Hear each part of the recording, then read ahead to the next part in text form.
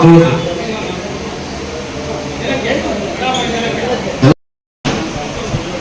விஷயங்கள் பேச அதுக்கு முன்னாடி பொன்னியின் நகரம்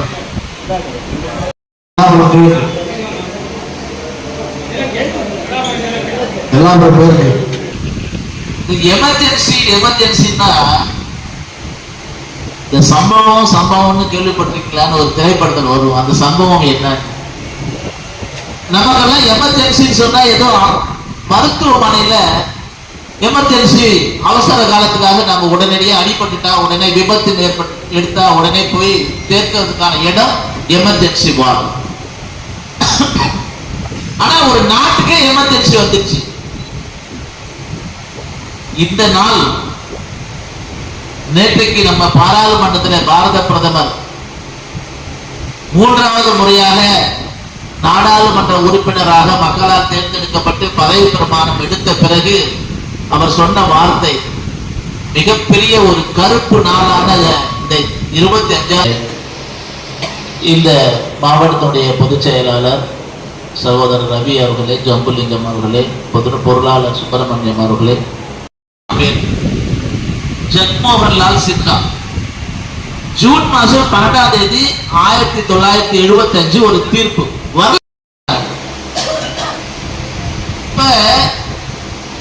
ராஜு நாராயணன் ஒருத்தர் கேஸ் போடுறாரு, உங்களுக்கு தெரியும். எமர்ஜென்சி கருப்பு தினம் அதனுடைய இன்றைக்கு 50வது நினைவு தினம்.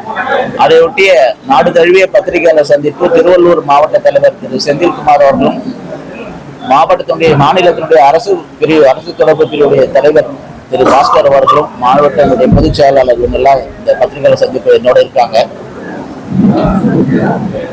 சரியாக 49 வருஷத்துக்கு முன்னாடி இதே மாதிரி ஜூன் மாசம் 25ஆம் தேதி இந்த நாட்டுல அதுவரையில கண்டிராத ஒரு மிகப்பெரிய ஒரு அடக்குமுறை, எமர்ஜென்சி என்ற பெயர்ல ஒரு நெருக்கடி நிலை அமல்படுத்தப்பட்டது. காரணம், திருமதி இந்திரா காந்தி அவர்கள் அப்பொழுது பிரதமராக தேர்ந்தெடுக்கப்பட்ட ரேபரேலி தொகுதியினுடைய பாராளுமன்ற உறுப்பினராக அவங்க வெற்றி பெற்றது செல்லாது என்று நீதியரசர் சின்ஹா, அலகாபாத்தினுடைய உயர்நீதிமன்ற நீதியரசர் 12 ஜூன் 1975 அன்னைக்கு ஒரு தீர்ப்பு கொடுத்தாரு.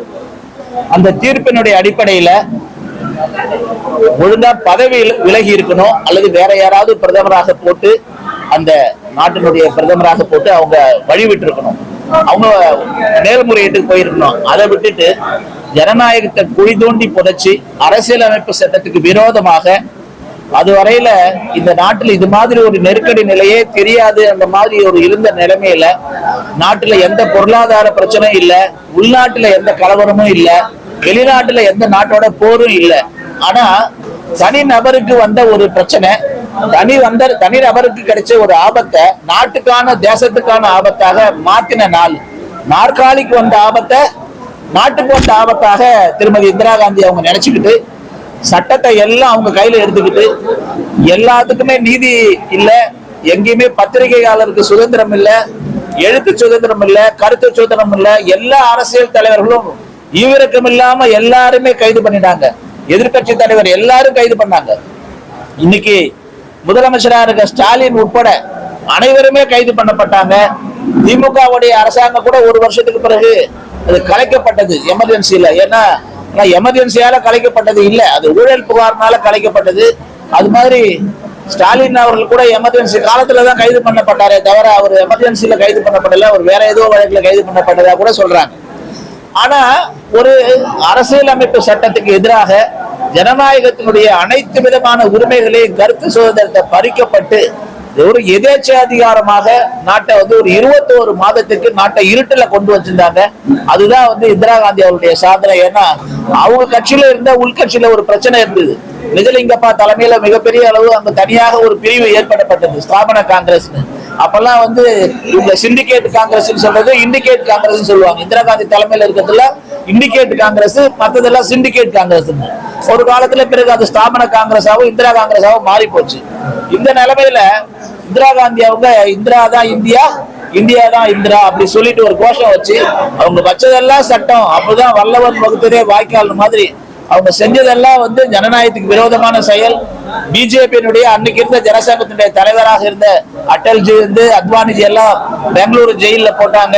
மொராஜி தேசாயில இருந்து ஜெயபிரகாஷ் நாராயண்ல இருந்து அன்னைக்கு இருந்த ஆச்சாரிய கிருபலானி, காங்கிரஸ் கட்சியினுடைய மகாத்மா காந்தியுடைய மனசாட்சியாக இருந்தவர், காங்கிரஸ் கட்சியினுடைய தலைவராக இருந்தவர், அனைவருமே கைது பண்ணாங்க. எல்லாரையும் 21 மாதம் எந்த விதமான கேள்வி முறையும் இல்லாம கைது பண்ணாங்க. தமிழ்நாட்டுல பெருந்தலைவர் காமராஜர் அவர்கள் மறைந்தது கூட அவர் அந்த மாதிரி ஒரு மிகப்பெரிய ஒரு அழுத்தம், இப்படி ஒரு இந்திரா காந்தி இப்படி எல்லாரும் கைது பண்றாங்களே சொல்லி அவரு அதனாலதான் மனம் வெந்து அவருடைய மறைவு கூட இருந்ததாக சொல்றாங்க.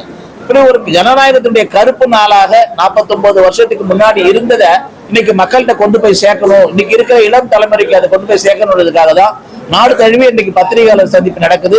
நேற்றைய தினம் பாரத பிரதமர் திரு நரேந்திர தாமோதரதாஸ் மோடி அவங்க 3வது முறையாக பாராளுமன்ற உறுப்பினராக பதவி ஏற்கும் பொழுது அவங்க சொன்னது, காங்கிரஸ் கட்சியெல்லாம் அந்த எதிர்கட்சி உறுப்பினருங்க, இந்தி கூட்டணியுடைய உறுப்பினருங்க அந்த புத்தகத்தை வச்சிருந்தாங்க, அரசியல் அமைப்பு சட்ட புத்தகத்தை கையில வச்சிருக்கும் போது அவங்க சொன்னாரு, பாரத பிரதமர் சொன்னாரு, நீங்க தான் 50 வருஷத்துக்கு முன்னாடி அரசியல் அமைப்பு சட்டத்தையே குழி தோண்டி புதைச்சவங்க, அரசியல் அமைப்பு சட்டத்துக்கு எதிரானவங்க, அரசியல் அமைப்பு சட்டத்துல மிகப்பெரிய அளவுல திருத்தத்தை கொண்டு வந்தவங்க, சாதாரணமாக ஜனநாயக பூர்வமாக தேர்ந்தெடுக்கப்பட்ட மாநில அரசுகளை 125 முறை எந்த விதமான கேள்வி முறை இல்லாம அவங்க இஷ்டத்துக்கு எல்லாம் கலைச்சாங்க.